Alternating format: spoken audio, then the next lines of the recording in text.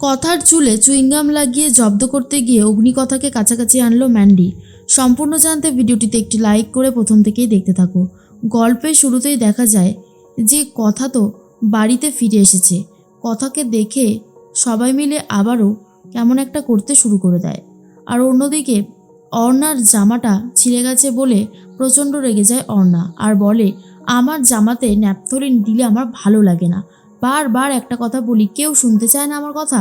আর তার মধ্যেই কথা এসে বলে, এই নাও, এই তেজপাতাগুলো রাখলে ভালো গন্ধ বেরোবে।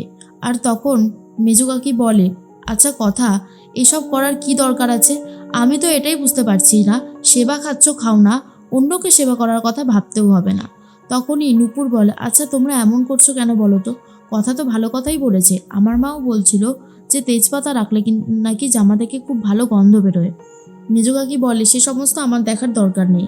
এর মধ্যেই কথা তখন খুবই মনমরা হয়ে যায়, কারণ সবাই মিলে তাকে আবারও অনেক অপমান করা শুরু করে দেয়।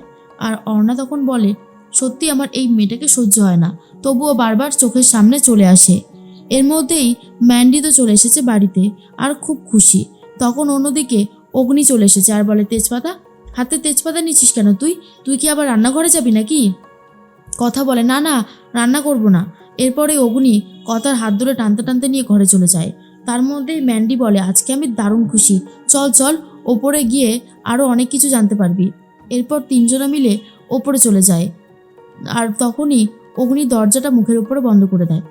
কথা বলে, কি হয়েছে পাচক মশাই, আপনি এমন করছেন কেন? তখনই অগ্নি বলে, খুব জেদ তোর তাই না? হসপিটাল থেকে বাড়িতে নিয়ে এসেছি জোর করে, সেই জন্য তুই আমাকে ডিভোর্স দিতে চাইছিস? কেন রে, তোর কি মনে হয় তোর ডিভোর্সের জন্য আমি বসে আছি? তুই সুস্থ হয়ে গেলে আমিই না তোকে ছেড়ে দেবো, জানিস তো? তোকে ডিভোর্স দিয়ে মুক্তি দেব আমি। কথা কিছুই বুঝতে পারে না কি বলছে আর কেনই বা বলছে। কথা তখন বলে মনে মনে, আমি তো জানি আপনি আমাকে যেন তেন প্রকারে মুক্তি দিতে চান, সেটা কি আর আমি জানি না ভেবেছেন? খুব ভালো মতন জানি। এরপর অগ্নি বলে, কিরে তুই চুপ করে আছিস কেন? অন্যদিকে ম্যান্ডিকে বলে অর্ণা, এই কি বলছে ওরা, আমি তো বুঝতে পারছি না। তখন ম্যান্ডি বলে, চুপ কর, দেখ না আসল কথাটা জানতে পারবি। আরে আজকে আমি দেখেছি এই কথা না অ্যাডভোকেটের চেম্বারে গেছিল, নিশ্চয়ই এবিকে ডিভোর্স দেবে বলে গেছিল। আমি না তার জন্য আজকে সত্যি খুব খুশি হয়েছি। তার মধ্যে অর্ণা বলে, বলিস কি রে, এটা তো দারুণ একটা খবর। এই খবরটা সত্যি অসাধারণ। একবার যদি ডিভোর্সটা হয়ে যায় তখন ওই গোবর রানীকে এই বাড়ি থেকে বিদায় করতে অনেক বেশি সুবিধা হবে। এর মধ্যেই এভি তখন বলে, কিরে চুপ করে আছিস কেন? উত্তর দিচ্ছিস না, উত্তরটা দে আমাকে। তুই অ্যাডভোকেটের চেম্বারে গিয়েছিলিস, হ্যাঁ কি না? তুই আমাকে ডিভোর্স দিতে চাস, হ্যাঁ কি না? কথা বলে, হ্যাঁ আমি ডিভোর্সের জন্য গিয়েছিলাম অ্যাডভোকেটের চেম্বারে যশোধারা ব্যানার্জির কাছে, কিন্তু আমি গিয়েছিলাম হচ্ছে প্রান্তিক আর জুনির জন্য। জুনি এই বিয়েটা টিকিয়ে রাখলে কষ্ট পাবে আর প্রান্তিকও ওকে বারবার করে ভয় দেখাচ্ছে। সেই জন্যই আমি গিয়েছিলাম, যাতে প্রান্তিকের সাথে জুনির ডিভোর্সটা হয়ে যায়, তাই জন্য। কিন্তু আমি কি কোনো অন্যায় করেছি? এরপর অগ্নির ভুলটা ভাঙে। ম্যান্ডি যেভাবে বলেছিল তার জন্য এবারে ম্যান্ডির ওপর রেগে গেছে অগ্নি আর বলে, এইবার তো ম্যান্ডিকে আমি ছাড়বো না, স্টুপিড একটা। কথা, তুই রেস্ট নে, আমি একটু আসছি। কথা তখন বলে, কিন্তু আমি তো বুঝতে পারলাম না আপনি কেন এসব বলছিলেন। পাচক মশাই বলে, তুই এসব নিয়ে ভাবিস না, আমারই যত দোষ হয়েছে। আমি না শুনে না বুঝে আগেই চিৎকার চেঁচামেচি করতে শুরু করে দিই। শোন, তুই এই হাত নিয়ে গেছিলিস কেন অ্যাডভোকেটের কাছে? আমাকে বলতে পারতিস, আমি জুনিকে নিয়ে যেতাম। তো সব কিছুতে বাড়াবাড়ি করতে হয় তাই না? তখন কথা খুব ভয় পেয়ে যায়। এর মধ্যে কথার চুলের থেকে জিপসি ফুলটা নিচে পড়ে যায় আর তারপরেই তুলতে চায়, কিন্তু একা একা তুলতে পারে না। আর তার মধ্যে অগ্নি বলে, ব্যাস শুরু করে দিলি, এখানে তো আমি দাঁড়িয়ে আছি, আমাকে বললেই তো আমি ফুলটা লাগিয়ে দিই। এরপরে ফুলটা নিয়ে রীতিমতো লাগিয়ে দিচ্ছে কথার চুলে। আর অন্যদিকে ম্যান্ডি তখন ভাবে, এত শান্ত হয়ে গেল কেন, ঝামেলা হচ্ছে না কেন? আর যখনই দরজাটা ছোঁয়া দিয়েছে দরজাটা খুলে যায়। ভেতরে এসে দেখে কথার চুলে ফুল লাগিয়ে দিচ্ছে অগ্নি, যেটা দেখার পর ম্যান্ডি প্রচণ্ড রেগে নিজের ঘরে চলে যায়। অর্ণারা তখন বলে, কি রে এত রেগে গেলি কেন? আমি তো সেটাই বুঝলাম না, কি হয়েছেটা কি? তখনই ম্যান্ডি বলে, জানিস তো এভি অনেক বদলে যাচ্ছে, এটা একদম বাস্তব একটা ফ্যাক্ট। তখনই বলে, যে কী বলছিস, না না তোর কোথাও একটা ভুল হচ্ছে। ম্যান্ডি তখন বলে, আমার কোনো ভুল হচ্ছে না, আমি যা বলছি আর যা করছি তা একদম ঠিক কথা। আমি তো প্রথমে ভেবেছিলাম অ্যাডভোকেটের কাছে গেছে কথা অগ্নিকে ডিভোর্স দেবে বলে, কিন্তু না, অগ্নিকে ডিভোর্স দেওয়ার জন্য না, অন্য কিছু একটা হয়েছে যার জন্য এভি এতটা খুশি হয়ে গেছে। হ্যাঁ রে, এভি কথাকে ভালোবেসে ফেলেনি তো? অর্ণা বলে, আরে মাথা খারাপ নাকি? গোবর রানীকে কখনো ভালোবাসা যায় না, আর যাই হোক না কেন। এই সমস্ত কথা বাদ দে আর বল কি দেখলি ভেতরে গিয়ে। তখনই ম্যান্ডি বলে, ভেতর আমি এটাই দেখলাম, এভি কথার চুলে ফুল লাগিয়ে দিচ্ছে, যেটা দেখে আমি আর নিতে পারছি না। অর্ণা বলে, তাহলে এখন কি করবি?